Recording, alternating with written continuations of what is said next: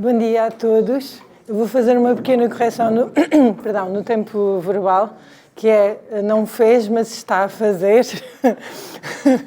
Por acho que esta correção é importante para aquilo que eu vou mostrar. Nós começámos,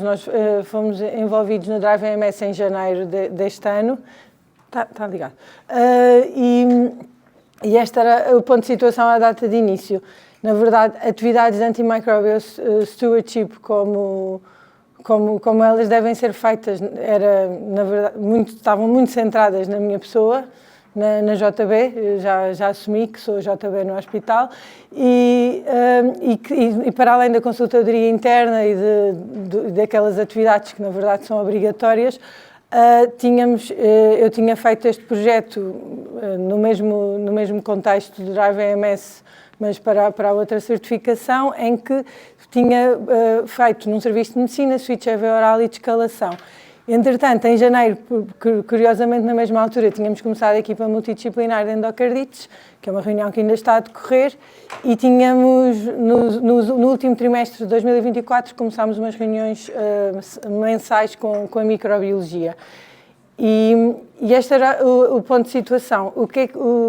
Como isto, no fundo, é uma sessão sobre ganhos, o primeiro ganho que tivemos foi, de facto, como eu ontem referi no painel de debate, foi a criação de uma equipa. Foi podermos envolver outras pessoas com esta mesma mentalidade de mudança, ou seja, de geração de uma mudança e não só de influenciar um comportamento diário, ou seja, tentar influenciar a mais longo prazo. E esta equipa tem algumas pessoas da infecciologia que já faziam parte do PP-Cira. Uma delas,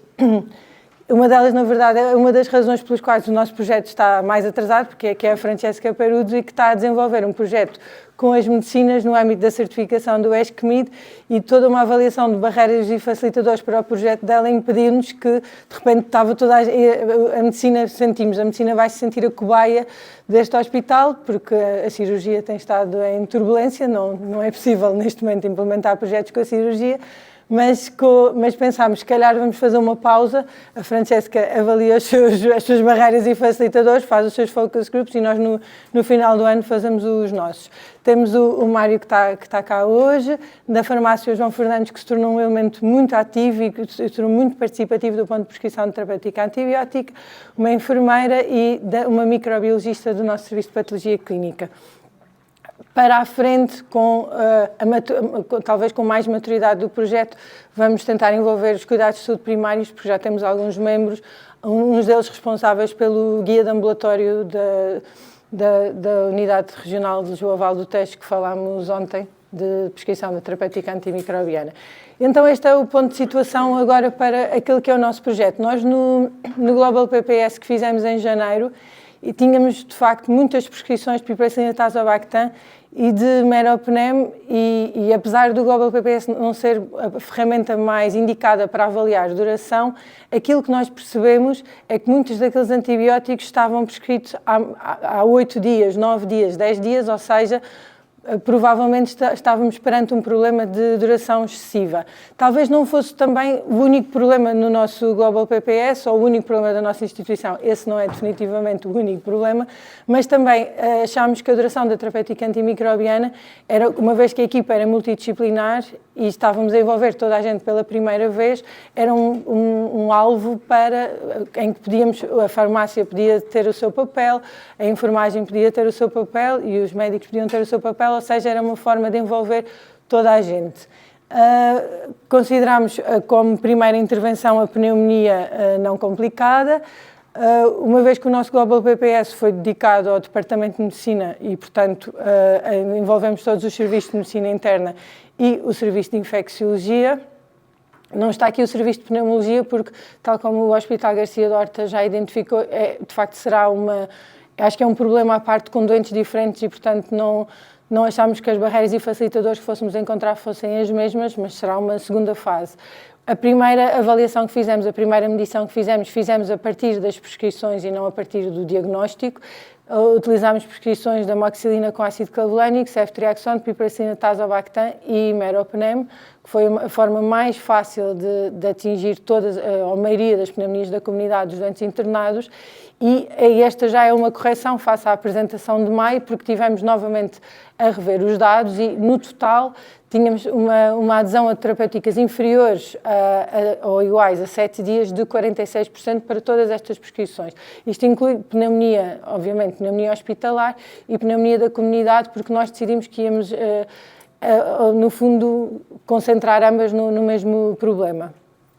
Destes 46%, nós temos um objetivo claro de chegar a pelo menos 80%, é quase o dobro, mas tendo em conta o tipo de indicação que é e a robustez científica que tem, achámos que seria adequado. Fizemos alguns indicadores de balanço, nomeadamente haver uma taxa, sabermos a taxa de reinternamento aos 30 dias destes doentes com pneumonia, para podermos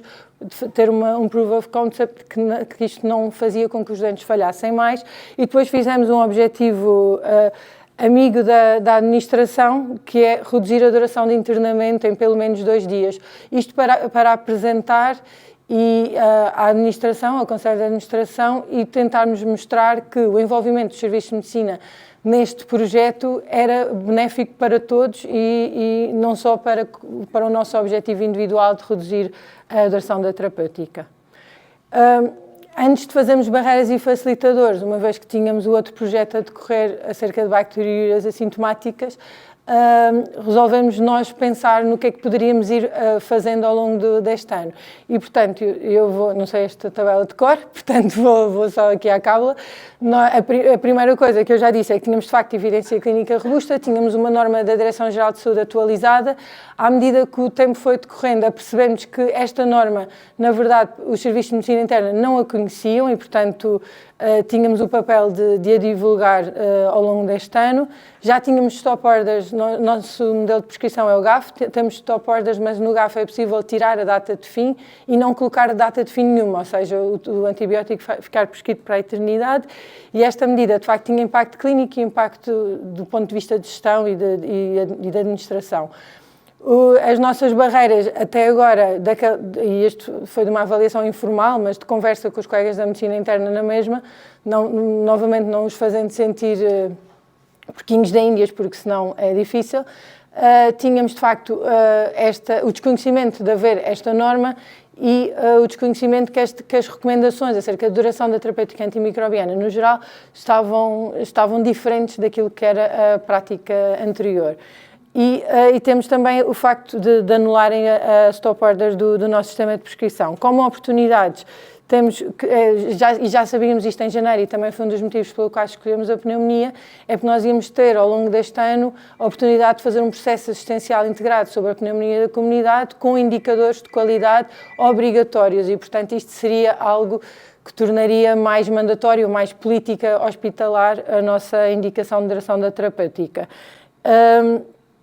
E depois, mais uma vez, o facto de envolver multidisciplinarmente toda a equipa que foi criada para o Drive AMS. Como ameaças, tínhamos o medo da recorrência e este é, de facto, quando numa consultadoria ou numa avaliação de Meropnem eu digo que podemos fazer menos tempo de terapêutica, muitas vezes,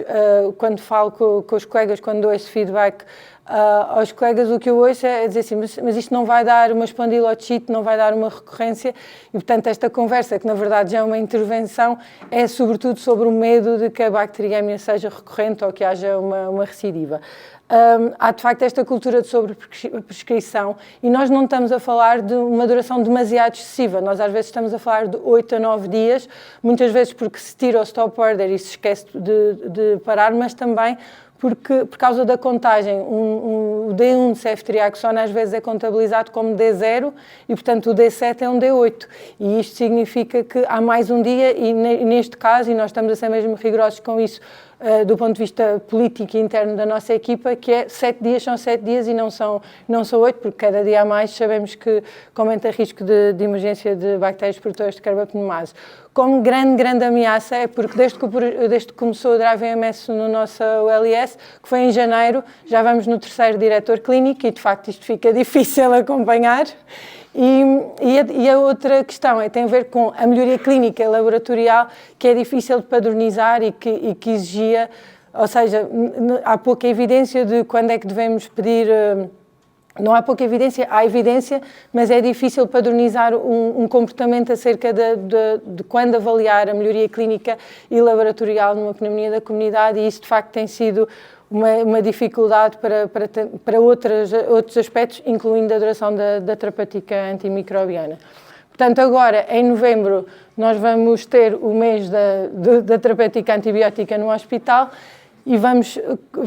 voltar a este tema e vamos ter uma sessão hospitalar em que vamos finalmente falar sobre este tema e vamos nos poder reunir agora com os serviços de medicina, porque o projeto da bacteria assintomática já está noutra fase, mas entretanto o que fizemos foi publicar uma norma interna muito baseada na Direção-Geral de Saúde, porque não vamos inventar a roda, mas uma norma interna no nosso modelo com a duração da terapêutica antibiótica, e temos finalmente com indicadores precisos o processo assistencial integrado de pneumonia da comunidade, com um indicador que é precisamente a duração da terapêutica antibiótica, que é um indicador trimestral e que é obrigatório, e isso vai obviamente ter outro tipo de regulamentação.